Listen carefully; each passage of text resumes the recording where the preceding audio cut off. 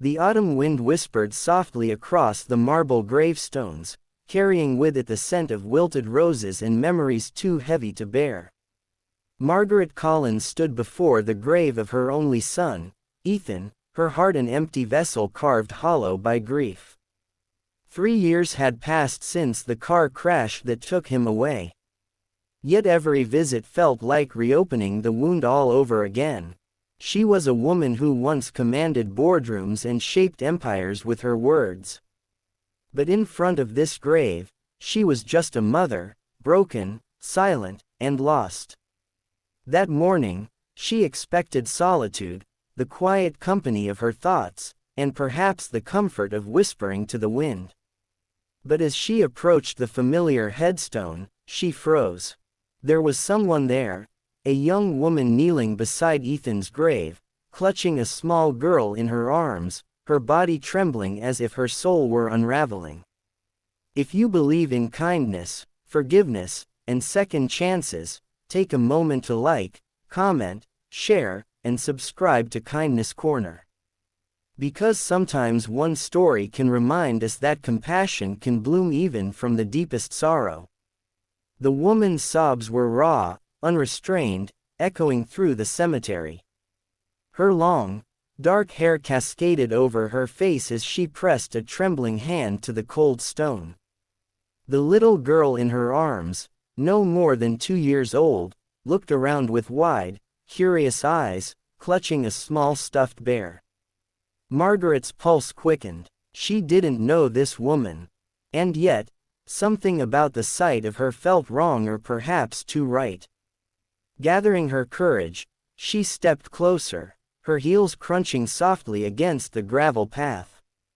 The sound made the young woman turn abruptly, her face stray with tears, eyes wide with panic. For a long moment, they simply stared at one another. Two mothers bound by something neither could yet understand. Margaret's eyes fell upon the flowers laid carefully at the base of the grave. Fresh lilies, her son's favorite. She hadn't brought any today. Whoever this woman was, she had beaten her to it. Confusion rippled through her chest, mingled with the faint sting of jealousy.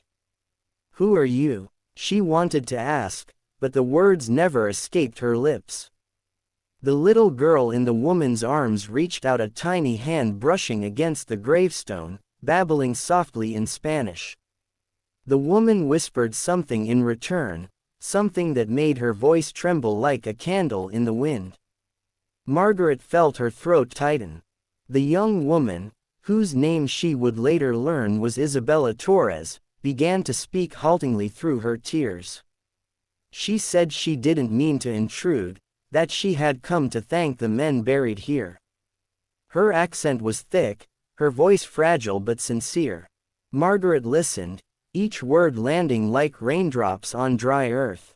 Isabella said that 3 years ago she had been 8 months pregnant, living in a small apartment in Madrid, abandoned by the child's father and too poor to survive. One cold night when she was at her lowest, she had received an email from an unknown donor, a man named Ethan Collins, offering to pay for her hospital bills and housing through a charitable foundation. He had read her story online, she said, and his act of generosity had saved her and her unborn child. Margaret's breath caught in her chest. Ethan, her Ethan, he had been working on a philanthropic startup, helping struggling single mothers across the world, a project she'd once dismissed as idealistic nonsense. Now, as she looked at Isabella, holding the child he had unknowingly saved, Margaret realized that her son's kindness had rippled far beyond what she ever knew. Isabella continued, her eyes shimmering. She said she had traveled all the way to the United States after discovering that Ethan had passed. She needed to say thank you in person to the men who had never met her, but had changed her fate. Tears blurred Margaret's vision as she took a step closer, her heart twisting between pain and awe. She remembered the endless nights she had sat in Ethan's room after his death, wishing for a sign that his life had mattered.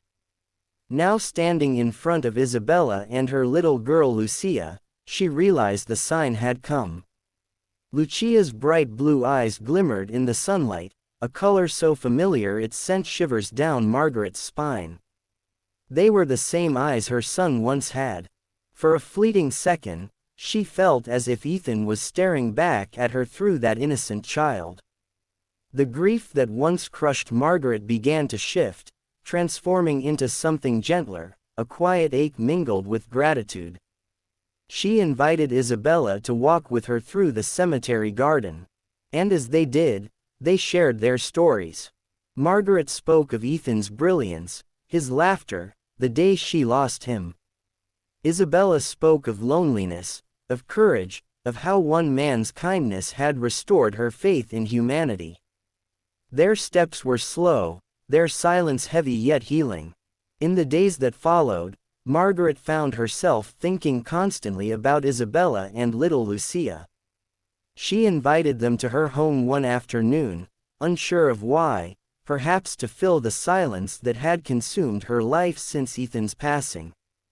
The sight of the little girl toddling through the house, laughing and touching everything, brought warmth to rooms that had long forgotten joy.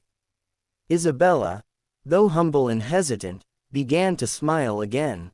She helped Margaret cook, cleaned without being asked, and spoke about her dreams of finding work, of building a life for her daughter. For the first time in years, Margaret felt needed. She found herself teaching Isabella English, showing Lucia old photo albums of Ethan, and slowly a bond began to form, not of blood, but of heart. Neighbors began to notice the change in Margaret. The cold, withdrawn businesswoman who once only spoke in boardroom terms, now laughed at a child's jokes and shared meals with someone who reminded her what humanity truly meant.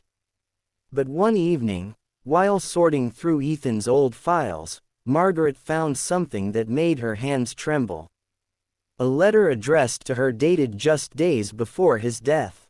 In it, Ethan wrote about a project he had started sponsoring single mothers anonymously and mentioned a woman from Spain who was about to give birth alone. "Mom," he wrote, "if anything ever happens to me, please promise me you'll continue helping people like her. Because kindness should never die with the person who gives it." Tears streamed down Margaret's face as she held the letter to her chest. She knew then what she had to do. She reached out to her legal team, setting up a foundation in Ethan's name to support struggling mothers across the world. She made Isabella its first employee, not out of charity, but out of belief in her strength, her resilience, and in the way fate had intertwined their lives.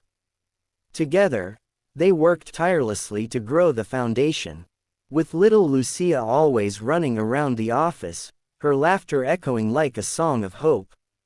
Years later, on the anniversary of Ethan's passing, Margaret returned to the cemetery once again. This time she wasn't alone. Isabella stood beside her holding Lucia's hand. They placed white lilies on the grave just as Ethan had once loved. The child looked up at Margaret and said softly, "Grandma, is this where Daddy Ethan sleeps?" The words pierced her heart, but they also filled it with light. She smiled through her tears and whispered, "Yes, sweetheart, and he's watching over all of us." If this story touched your heart, please like, share, and subscribe to Kindness Corner. Your support helps spread stories of love, loss, and the power of second chances. Before the story ends, tell us in the comments, do you believe fate brings people together for a reason? Margaret stood beneath the golden leaves, the wind brushing gently through her silver hair. As Lucia's laughter danced through the air, she realized that though grief had once broken her, love had quietly rebuilt her. In the presence of a woman her son once helped and a child who carried his light, she found peace. And as the sun dipped low behind the trees, it painted the world in soft amber hues, a silent reminder that even in death, kindness lives on.